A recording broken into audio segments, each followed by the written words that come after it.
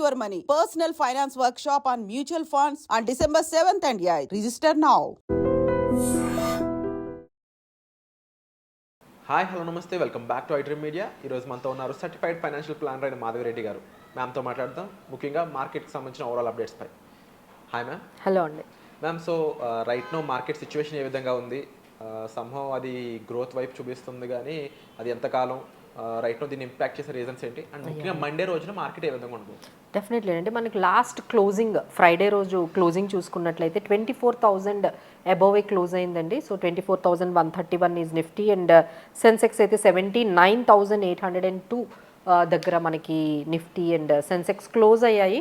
But ఓవరాల్గా last week అంతా చూసుకుంటే వాలటిలిటీ అయితే కనిపించిందండి. మహారాష్ట్ర ఎలక్షన్స్ ఎప్పుడైతే బీజేపీ విన్ అయిందో ఇమీడియట్గా ఒక సపోర్ట్, ఒక పాజిటివిటీ అయితే మార్కెట్లో కనిపించింది. సో ఒక్కసారిగా బిలో 24,000 ఉన్న మార్కెట్స్ నిఫ్టీ 24,400 అబౌవ్ కూడా వెళ్ళాయి because of Maharashtra elections outcome పాజిటివ్గా మార్కెట్స్ తీసుకున్నాయి. ఎందుకంటే ఎప్పుడైతే స్టేబుల్ ఒక గవర్నమెంట్ వచ్చిందో సో ఇన్ఫ్రాస్ట్రక్చర్ డెవలప్మెంట్ అది బాగా జరుగుతుందని మార్కెట్స్ అన్నీ కూడా, ఎందుకంటే Mumbai is a money capital కాబట్టి అక్కడ మహారాష్ట్రలో స్ట్రాంగ్ పొలిటికల్ ఎప్పుడైతే మనకి వచ్చిందో సో పాజిటివ్గా ఉందండి. బట్ ఇమీడియట్లీ మళ్ళీ అగైన్ ఎఫ్ఐఎస్ సెల్లింగ్ స్టార్ట్ అయింది. తో ఏంటంటే ఎట్లా మార్కెట్ ఒక్క 500 పెరగగానే immediately people are selling on every rise.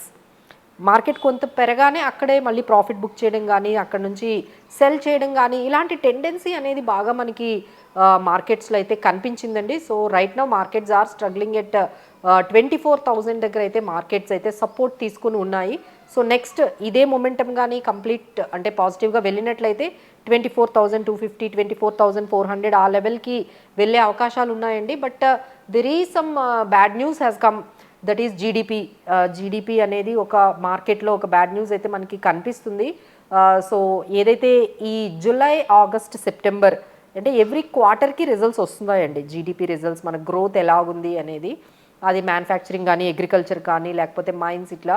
So ఈసారి ఏమొచ్చిందంటే 5.45% అనేది మాత్రమే జీడిపి వచ్చిందండి. వేర్ వీ హ్యావ్ సీన్ మిగతా క్వార్టర్స్ మనం చూసుకున్నట్లయితే ఎప్పుడు 8.1%, 7.4% ఈ రేంజ్లో మార్కెట్స్ అంటే 7 అబౌవ్ ఆర్ 6 అండ్ 6.7% ఈ రేంజ్లో జీడిపి గ్రోత్ అనేది మనం చూసామండి. This is very lowest in the last 2 years అని చెప్పొచ్చు. 2 yearsలో ఎప్పుడు ఇంత లోయెస్ట్ జీడిపి గ్రోత్ కనిపించలేదు. దీనికి మనకి కారణాలు చాలానే చెప్పుకోవచ్చు. లైక్ మనం ఏం చెప్పొచ్చు అంటే మ్యానుఫ్యాక్చరింగ్ బాగా తగ్గిందండి. అండ్ ఆ తర్వాత ఏంటంటే మైన్స్ నుంచి తగ్గింది, ఈవెన్ సర్వీసెస్ ఇండస్ట్రీ నుంచి కూడా కొంచెం యాక్టివిటీస్ తగ్గాయి. అలానే కన్స్ట్రక్షన్ నుండి కూడా మనకి కొంచెం యాక్టివిటీస్ కొంచెం తగ్గినట్టుగానే కనిపిస్తున్నాయండి, which is very like negative for the market. So ఈ ఇంపాక్ట్ ఈ మార్కెట్ మండే రోజు ఓపెన్ అయిన రోజు ఎలా తీసుకుంటుంది అనేది మనకి అబ్జర్వ్ చేయొచ్చండి. So we have to wait and watch on the Monday on these support levels and resistance levels. Ma'am, market situations ఇలా ఉన్నాయి కదా, అండ్ ఇంపాక్ట్ రీజన్స్ అనేవి చాలా ఉంటూ ఉంటాయి అని మీరు జీడిపి గురించి చెప్పారు. అయితే జీడిపిలో కూడా మీరు డబుల్ డిజిట్ ఎక్స్పెక్ట్ చేసిన విరాట్ అనడం కూడా నేను అబ్జర్వ్ చేయడం జరిగింది. అంటే ఈ రీజన్స్ ముందు నుంచి మనకి ప్రిడిక్ట్ అవుతూనే ఉంటాయి కదా, మైనింగ్ తగ్గుతుంది, సర్వీస్ ఇండస్ట్రీ తగ్గుతుంది అని చెప్పేసి. అలాంటి టైంలో మార్కెట్కి సంబంధించి గవర్నమెంట్ కానీ ఏదైతే రూలింగ్ బాడీ ఉంటుందో ఎటువంటి యాక్షన్ తీసుకోలేదని అంటారు? సో గవర్నమెంట్ కొంచెం ప్రెషర్ కూడా అంటే వాళ్ళ పాలసీస్ కానీ లేకపోతే ఆర్బీఐ ఇంట్రెస్ట్ రేట్స్ తగ్గించకపోవడము, కొంచెం ఆర్బీఐ మీద ఉన్న ప్రెషరు, ఇన్ఫ్లేషన్ ప్రెషర్, ఆ తర్వాత ఈ అర్బన్ కన్సంప్షన్ కూడా కొంచెం తగ్గిందండి. ఎందుకంటే మీ దగ్గర నా దగ్గర అసలు వచ్చిన ఇన్కమ్ అంతా ఖర్చులకే వెళ్ళిపోతే ఇంకా ఏం సేవింగ్స్ చేస్తాము, ఏమి ఇన్వెస్ట్మెంట్స్ చేస్తాము, స్పెండింగ్ కూడా తగ్గిపోయిందండి. Because when you have money and ఒక 1,000 రూపీస్ ఉంటే మీకు అప్పుడు 4 items వచ్చేవి, ఇప్పుడు అదే 1,000 రూపీస్కి 2 items వస్తున్నాయి. So you are buying instead of 4 items you are buying only 2, because for the 1,000 now you are getting only 2 items. This is called inflation impact. ఇది స్లోగా బాగా ఇంపాక్ట్ మన ఎకానమీని. అందరూ ఇట్లా ఈ ఇన్ఫ్లేషన్ వల్ల వాళ్ళ కన్సంప్షన్ తగ్గిపోయింది అనుకోండి, మీరు ఎక్కువ కొనాల్సింది ఇప్పుడు తక్కువ కొంటున్నారు బికాస్ ఆఫ్ ఇన్ఫ్లేషన్ పెరిగిపోవడం వల్ల, కాస్ట్ వల్ల. సో ఇలా అంతా చేస్తే ఎకానమీ అనేది డెఫినెట్లీ విల్ గెట్ ఇంపాక్ట్ అండి. So maybe this is the signal. So need to see that how RBI will and government will respond. ఎందుకంటే సో అన్ఎంప్లాయ్మెంట్ అనేది చాలా పెరిగిపోయింది ఇండియాలో. ఎందుకంటే మనకి యంగెస్ట్ పాపులేషన్ అనేది ఇండియాకి చాలా ప్లస్ పాయింట్.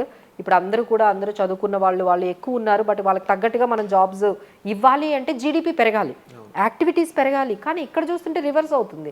మన పాపులేషన్ పెరుగుతుంది, మన యంగర్ జనరేషన్ పెరుగుతున్నారు, చదువుకున్న వాళ్ళు పెరుగుతున్నారు. ఒకవైపు చూస్తేనేమో ఇట్లా activities either in services industry కానీ, మైన్స్ కానీ, లేకపోతే మ్యానుఫ్యాక్చరింగ్ కానీ, కన్సంప్షన్ కానీ ఇలా తగ్గిందనుకోండి, definitely it will impact to you and me and everyone అనేది మనకు కనిపిస్తుంది. So let's hope what they are actions they will take it on that on coming days. And ముఖ్యంగా ma'am other than GDP market stability అనేది కూడా ఈ మధ్యన imbalance అవుతా ఉంది. అవును, వాల్టిలిటీ. సో ఆ వాల్టాలిటీకి మెయిన్ ఇంపాక్టింగ్ రీజన్స్ ఇంతకు ముందు మనకి యుఎస్ ఈవెంట్స్ అయి ఉండొచ్చు, అవును, అండ్ మహారాష్ట్ర ఎలక్షన్స్ మధ్యలో అవును, జరిగింది. అవును, అవును. సో సంహౌ ఈ డిసెంబర్ అసలు ఏ విధంగా ఉండిపోతుంది అంటారు ఓవరాల్గా?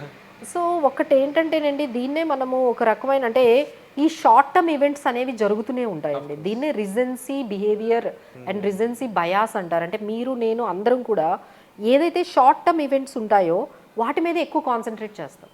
హెల్దీ కరెక్షన్ అంటారు ఇదంతా. ఇదంతా హెల్దీ కరెక్షన్ అండి. ఎందుకంటే మార్కెట్స్ ఎప్పుడైతే ఓవర్ వాల్యూషన్స్ అయిపోయాయో, అంటే మనకున్న ఒక రేంజ్కి మించి వాల్యూషన్స్కి వెళ్ళిపోతాయో, డెఫినెట్లీ ఏదో ఒక రీజన్తో కరెక్ట్ అవ్వాలి.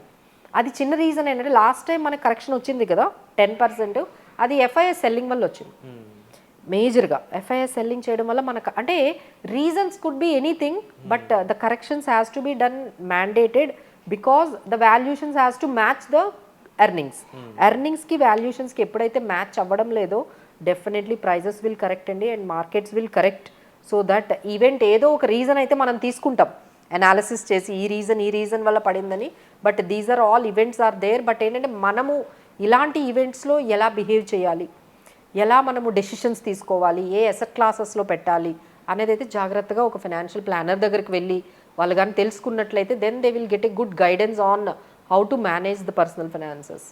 సో సంహౌ ఇలాంటి టైంలో కమ్యూనిటీస్ పై దృష్టి ఎక్కువ సారించాలంటారా? అవునండి, అవును. సో వండర్ఫుల్గా చెప్పారు మ్యామ్. అండ్ తప్పకుండా మార్కెట్ సిచ్యువేషన్స్ అనేవి ఇంకా ఏ విధంగా ఉంటాయో చూద్దాము తప్పకుండా. అండ్ డెఫినెట్లీ జీడిపి అనేది ఒక బిగ్ షాక్ అని చెప్పాలి.